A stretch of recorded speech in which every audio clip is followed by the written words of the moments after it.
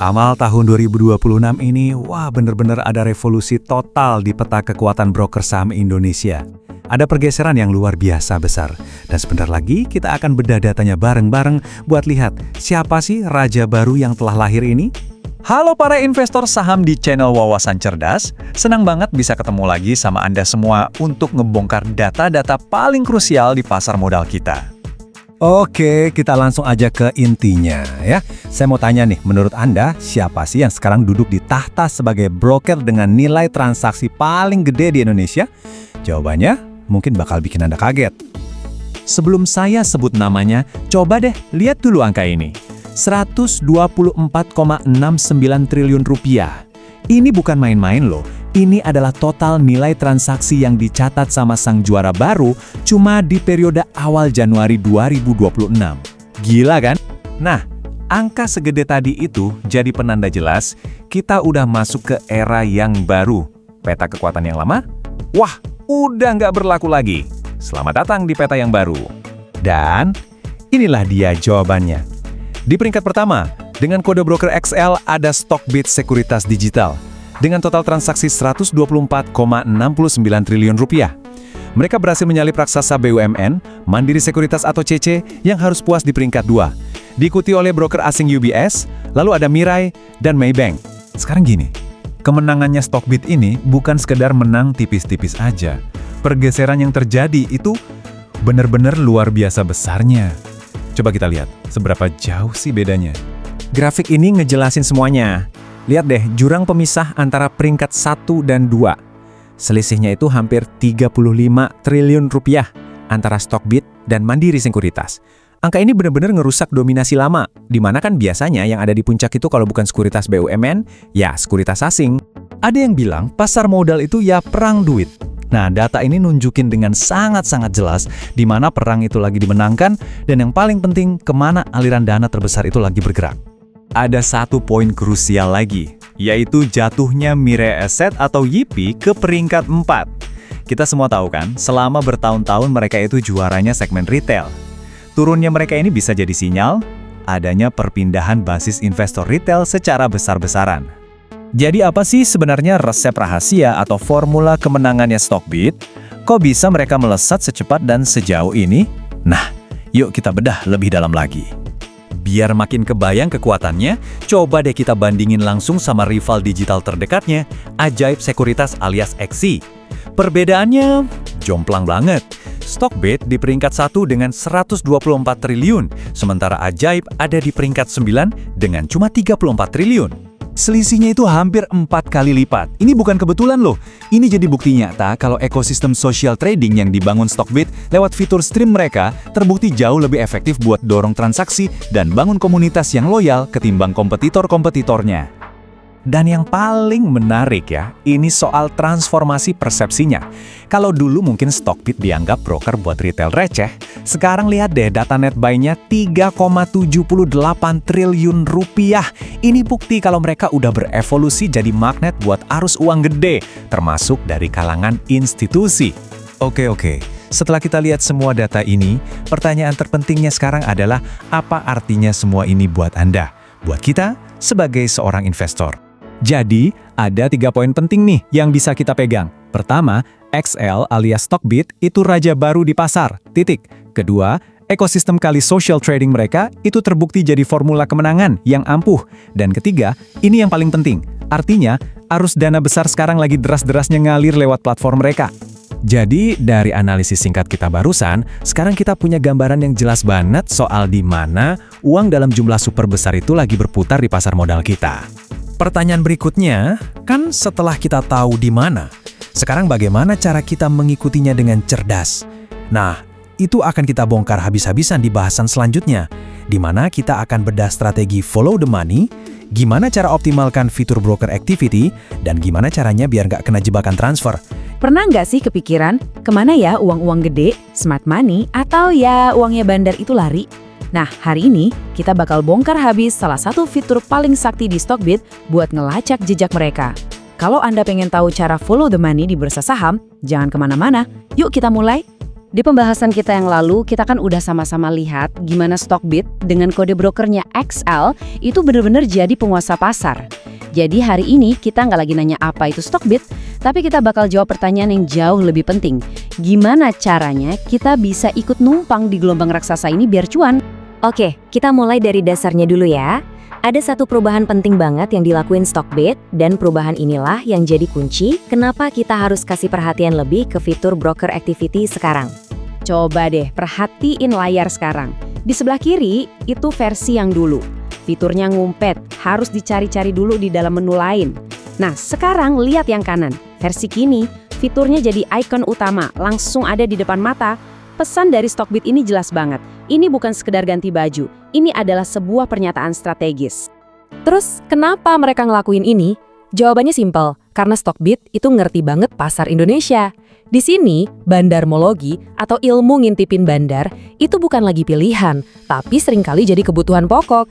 Jujur aja deh, buat banyak dari kita, pertanyaan siapa yang lagi beli dan siapa yang lagi jual itu kadang lebih penting daripada laporan keuangan setebel gaban. Nah, perubahan ini adalah pengakuan atas realita itu. Oke, cukup teorinya. Sekarang kita mau langsung praktek.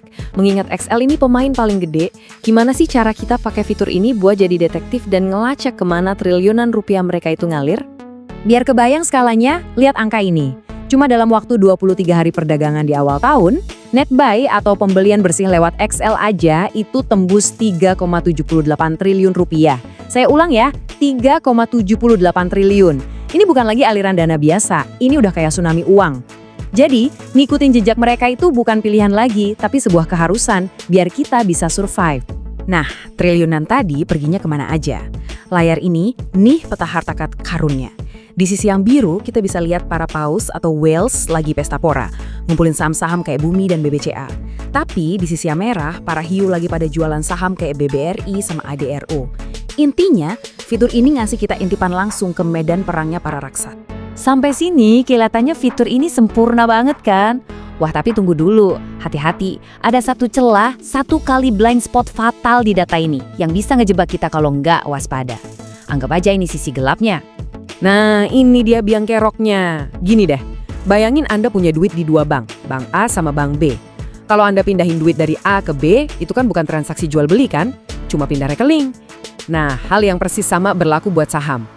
Fitur broker summary ini nggak bisa ngelihat waktu seorang investor mindahin sahamnya dari satu sekuritas ke sekuritas lain. Buat sistem, perpindahan ini tuh gaib. Biar lebih jelas, kita lihat contoh nyata nih, kasus saham SUPA. Tiba-tiba, entah dari mana, broker kode FZ muncul dan ngegunyur pasar pakai jutaan lot saham ini. Anehnya, kalau kita cek ke belakang, nggak ada tuh catatan FZ pernah beli saham SUPA sebanyak itu. Jadi pertanyaannya, dari mana datangnya saham-saham hantu ini? Jawabannya ada di mekanisme hantu yang kita lihat di layar. Langkah pertama, si pemilik saham mindahin barangnya dari broker A ke broker FZ. Ini cuma pindah buku, biasa aja. Langkah kedua, nah ini bagian paling pentingnya. Proses ini sama sekali nggak kecatat di data broker summary. Dan langkah ketiga, boom! Tiba-tiba FZ jualan besar-besaran di pasar. Buat kita yang lagi analisis, ini kelihatan kayak badai yang datang tanpa ada awan sama sekali. Istilah teknis buat mekanisme ini namanya Free of Payment Transfer atau disingkat FOP. Perlu dicatat ya, proses ini tuh 100% legal. Tapi efek sampingnya itu loh yang bahaya banget. Dia ini menciptakan serangan siluman yang sama sekali nggak kritektis sama radar bandarmologi biasa. Oke, kita udah tahu jebakannya. Sekarang pertanyaannya, gimana caranya biar kita nggak kejebak? Nah, ini dia strateginya. Ada dua bendera merah yang harus banget Anda perhatiin. Pertama, waspada kalau ada broker yang dikenal jadi rumahnya para insider, contohnya broker AI, jualan terus-terusan. Kedua, curiga kalau jualan gede-gedean ini terjadi, tapi kok anehnya harga sahamnya dijaga biar stabil. Ini taktik klasik buat distribusi diam-diam. Kalau Anda lihat dua tanda ini, hati-hati. Jangan sampai Anda jadi tempat sampah terakhir buat nampung barang buangan mereka. Jadi, penangkalnya apa dong? Rumusnya simpel tapi ampuh banget, kayak yang ada di layar. Jangan pernah, sekali lagi, jangan pernah cuma lihat data broker activity sendirian. Selalu gabungkan data itu dengan laporan kepemilikan insider. Satukan kedua kepingan puzzle ini, baru deh Anda bakal lihat gambaran yang utuh. Dan inilah intisari dari semuanya. Anggap aja data broker activity itu kayak puncak gunung es. Itu bagian yang kelihatan di permukaan. Tapi kemenangan sejati itu bukan datang dari cuma ngelihat puncaknya, tapi dari kemampuan kita buat ngerti apa yang ada di bawah air, apa yang sengaja disembunyiin dari kita. Nah, ini semua membawa kita ke sebuah pertanyaan besar buat masa depan. Di zaman di mana transaksi saham itu terjadi dalam kedipan mata, sebenarnya apa sih artinya kecepatan buat kita, para investor retail? Jangan-jangan kecepatan itu sendiri yang justru jadi jebakan? Kita bakal kupas tuntas soal paradoks kecepatan, ini di pembahasan kita selanjutnya. Oke teman-teman, coba deh kita geser dulu fokus dari pergerakan harga saham harian. Soalnya hari ini kita mau bahas sesuatu yang jauh lebih mendasar. Ada dua guncangan besar yang bisa-bisa mengubah total cara kita semua trading di pasar saham Indonesia. Siap-siap ya, karena ini bakal seru. Yuk kita bedah bareng-bareng. Ingat kan di pembahasan kita sebelumnya soal strategi follow the money? Intinya kan kita ikutin aliran dana besar. Nah, strategi itu bergantung banget sama satu hal, kecepatan. Gimana ceritanya kalau jalur tempat uang itu mengalir tiba-tiba dirombak total?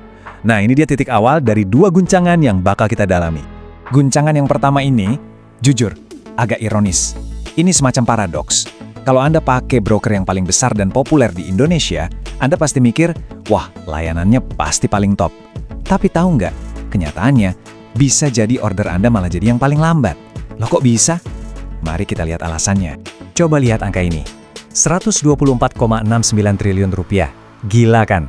Ini nilai transaksi yang pernah diproses oleh Stockbit yang kode brokernya XL cuma dalam satu periode aja. Ini bukti kalau mereka dominan banget. Tapi, di balik angka yang super fantastis ini, ada bom waktu yang siap meledak dari sisi infrastruktur. Nah, disinilah letak paradoksnya.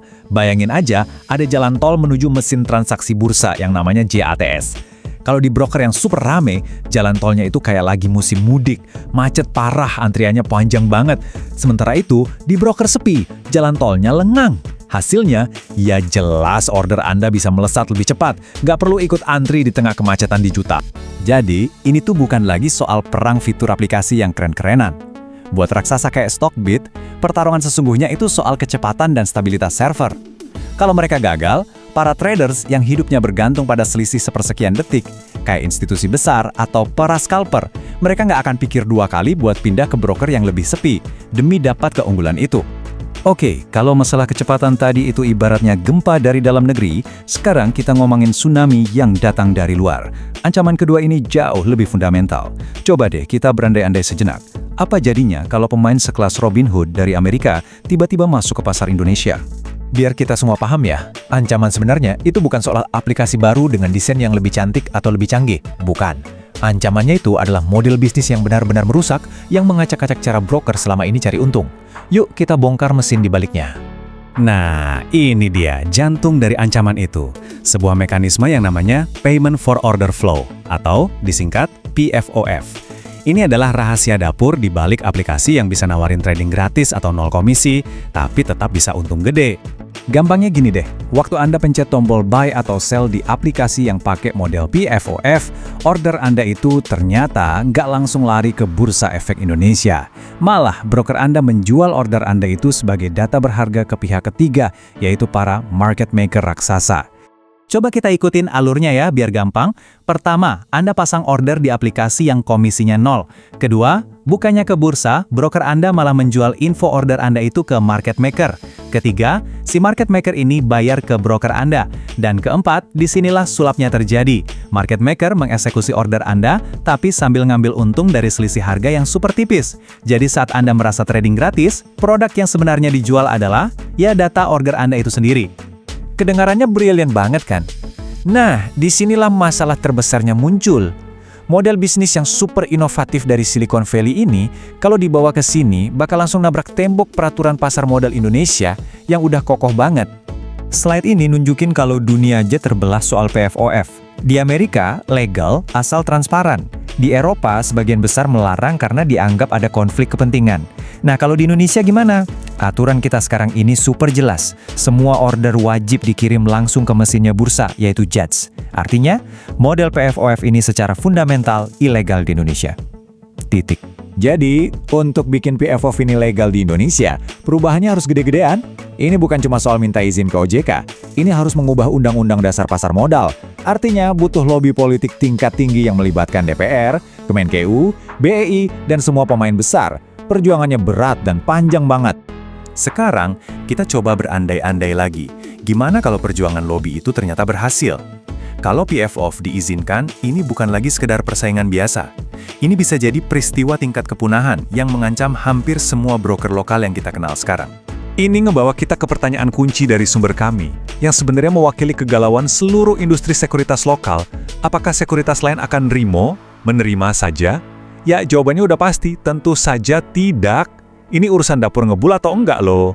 Coba dibayangin skenarionya. Ada satu broker nawarin trading 0 komisi karena dibiayai PFOF. Gimana nasib broker lain yang hidup dari biaya transaksi? Nasabah pasti pindah kan? Jadi pilihan mereka cuma dua, ikut berubah secara radikal atau ya siap-siap mati perlahan karena ditinggal nasabah. Pada akhirnya, regulator yang akan menentukan aturan mainnya. Entah PFOF diizinkan atau tidak, pertempuran ini pasti akan mengubah wajah pasar modal kita. Tapi di tengah semua ini ada satu hal yang nggak akan pernah berubah. Andalah yang pegang kendali penuh atas portofolio dan strategi investasi Anda. Paham soal potensi guncangan kayak gini adalah kunci biar kita bisa bertahan. Karena pada akhirnya, investasi saham adalah 100% tanggung jawab pribadi Anda sendiri.